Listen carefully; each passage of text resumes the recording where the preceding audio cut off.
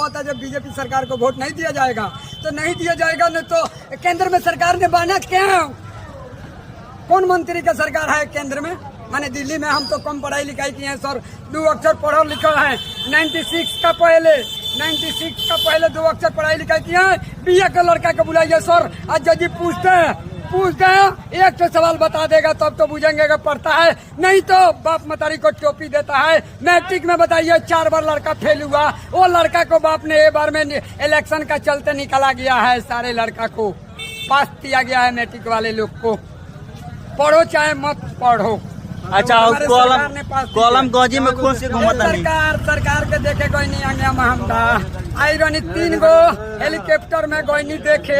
तो 125 के खड़गपुर के ममता बनर्जी दीदी के राज के कमाई के पैसा के जाके किनले रहनी खड़गपुर स्टेशन पर दुकान पर पेन 125 के